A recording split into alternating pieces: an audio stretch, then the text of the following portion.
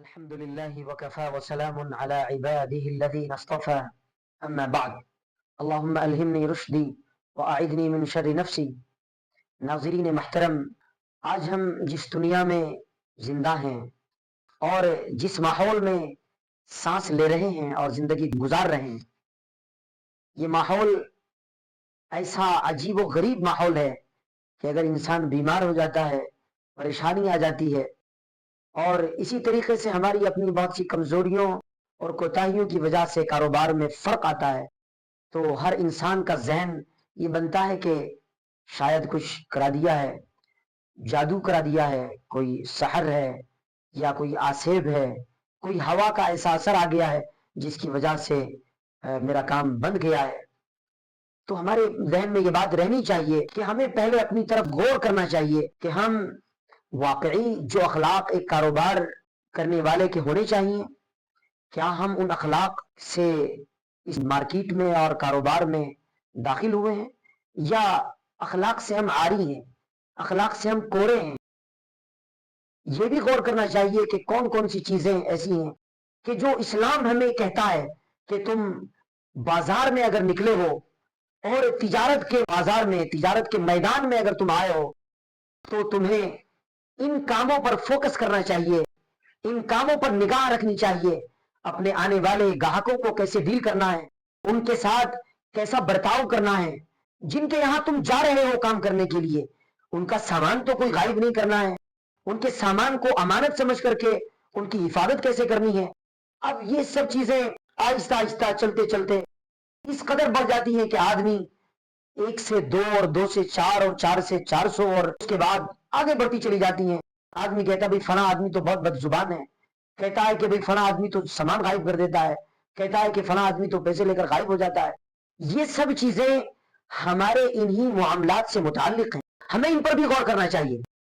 میں یہ نہیں کہتا کہ آسیب اور جادو نہیں ہوتا، جادو اور آسیب بہت زیادہ ہوتا ہے، اور آج کل تو لوگوں کا یہ پیشہ ہو گیا ہے کہ اگر دیکھا کہ فلاں آدمی آگے نکل رہا ہے تو اس کو یا تو کسی باتوں سے کسی کو پیچھے لگا کر یا پھر سحر اور آسیب کے ذریعے اس کو نقصان پہنچانے کی آدمی فکر کرتا ہے. یاد رکھیے، جادو کن لوگوں پر اثر کرتا ہے اس کو سمجھیے. اللہ رب العالمین اپنے قرآن میں ارشاد فرماتا ہے کہ جو لوگ اللہ پر بھروسہ رکھتے ہیں شیطان کا ان پر کوئی قابو نہیں ہے. جو لوگ اللہ پر ایمان رکھتے ہیں شیطان کا ان کے اوپر کوئی دست رس نہیں ہے. اور جو شیطان کو اپنا دوست بناتے ہیں، شیطان کو شریک ٹھہراتے ہیں، شیطان کی چیزوں میں معاونت کرتے ہیں اور ان کے مددگار ہوتے ہیں، تو شیطان کا حملہ انہی پر ہوتا ہے. یاد رکھیے، علماء لکھتے ہیں کہ جو توحید اور تفرید میں مضبوط ہوگا، یعنی اللہ کو ایک ماننے والا اور اللہ پر یقین رکھنے والا اور یہ سمجھنے والا کہ واقعی اللہ کے حکم کے بغیر کچھ نہیں ہوتا، تو آسیب اور جادو اس کا کچھ نہیں بگاڑ سکے گا. اور جن کے خیالات، جن کے عقیدے اور جن کے یقین کمزور ہوتے ہیں، تو شیطان ان پر زیادہ حملہ آور ہوتا ہے. تو اس کو ذہن میں رکھیے، جس طریقے سے جادو حق ہے، ویسے ہی اللہ نے اس کا علاج نبی اکرم صلی اللہ علیہ وسلم نے اعمال کے ذریعے باقاعدہ اس کا علاج ارشاد فرمایا ہے. اور ایک تابعی ہیں جن کا نام کعب احبار ہے، حضرت عمر رضی اللہ تعالیٰ عنہ کے زمانے میں وہ ایمان لاتے ہیں. پہلے وہ یہودی تھے، اب ایمان لانے کے بعد میں ان سے پوچھا گیا کہ آپ یہ کون سے کلمات پڑھتے ہیں، تو انہوں نے وہ کلمات دہرائے. کہا کہ اگر میں یہ کلمات نہ پڑھوں تو مجھے یہ یہودی اپنے جادو سے اور سحر سے گدھا بنا دیں گے. آپ اندازہ لگائیے کہ کس قدر عیار ہوتے ہیں. دنیا کے اندر سب سے خطرناک جو سینٹر ہے جادو کا، وہ تل ابیب ہے، جو اسرائیل کا باقاعدہ مرکز ہے، پائے تخت ہے، اسرائیل کی راجدھانی ہے. دنیا میں سب سے زیادہ کیا جانے والا جادو، سب سے زیادہ جادوگر تل ابیب کے اندر رہتے ہیں. ملتان میں بھی رہتے ہیں اور اٹلی کے اندر بھی رہتے ہیں، لیکن سب سے خطرناک جادوگروں کا جو جتھا ہے، جو سینٹر ہے، وہ تل ابیب ہے.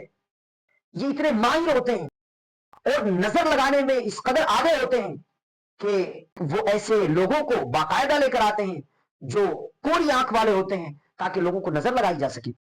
یاد رکھیے اگر آپ یہ چاہتے ہیں کہ ان تانترک سے اور ان لوگوں سے جو بازار میں بیٹھے ہوئے نماز کے نہیں، روزے کے نہیں، سچ بولنے کے نہیں اور کتنی واہیات میں پڑے ہوئے ہیں اور بس انہوں نے لگا رکھا ہے کہ بابا فرید خان، کوئی کہتا ہے کہ دنیا کے واحد معالج، کوئی اور نئی نئی اپنی وہ بناتا ہے.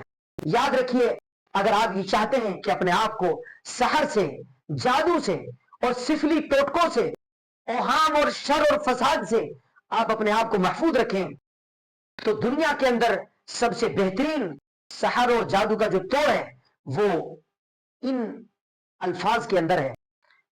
ان الفاظ کو آپ 10 مرتبہ صبح اور 10 مرتبہ شام پڑھ لیا کریں. میں آپ کے سامنے ان کو دہرا دیتا ہوں. اعوذ باللہ من الشیطان الرجیم بسم اللہ الرحمن الرحیم وارادوا به کیدا فجعلناهم الاخسرین لا الہ الا اللہ